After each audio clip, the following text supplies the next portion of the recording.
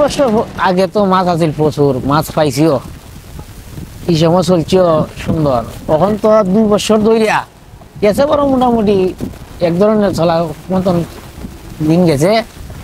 এইবার তক করে মারাত্মক, দৈনিক আমরা প্রায় 500 থেকে 600 মতন খরচা হয়। মাছের বেলা একদম নাই। এই তো রাত 3টার সময় আইছি, বড় জোর 300 বা 350 যাইতে পারে বিঘে, এর বেশি যাইতো না।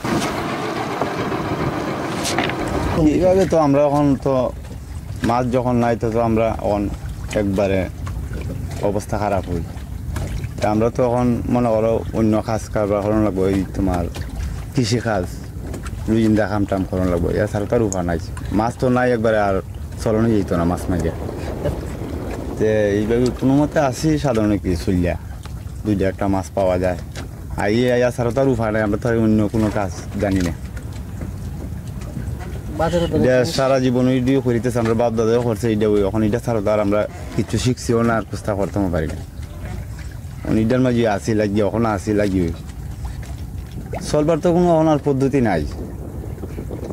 একবার আনলে আর একবার টান থাকে সবসময়, রীতিমতো জোড়াইয়া খাইতাম পারি না। 10 বছর আগে যে মাছ পাইছি আমরা, ইটা পাইলে তো এখন বিল্ডিং তুলে 2টা দুনিয়া মাছই নাই। আগে এই 10,000 জাল পাই আমরা, দৈনিক 3,000-4,000 টাকা বিক্রি দিছি। তখন 50,000 জাল পাইছি, বেতন জানে 2,000-2,500 টাকা। আগে পাইছি 2 জনে, এখন পাই 4 জনে, জান পাচ্ছে না।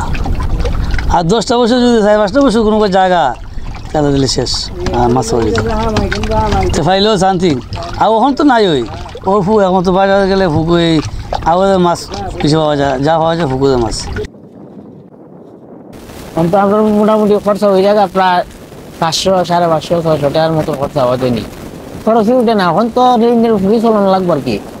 পরিবর্তে যদি এখন সময় এখন ভাই তেলে এইটা মেক আপ করার সম্ভাবনা আছে।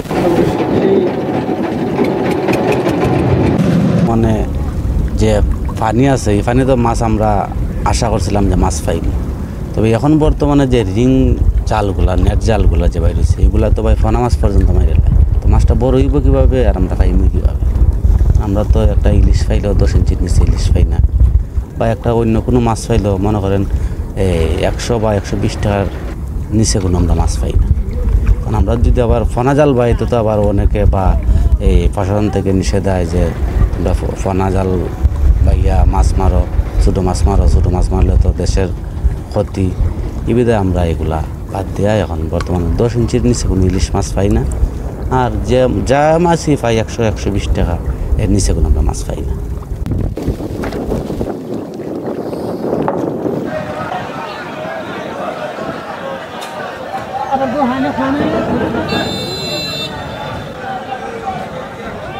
তখন যেভাবে আমরা জাল পাই এইভাবে ফেলার মতো না।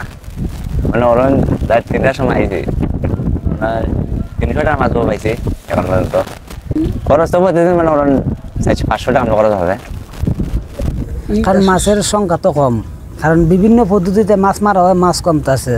যেমন গাঙো বিষ মেরে দেয়, ও রিং যাই যা মাছ মারে, এটা তো মাছ খালি ছোটো ছোটো মাছ কমে, তো এটা বড় না হইলে মাছ পাইবা হয়। তো মাছ তো দিন খালি কমবে হই।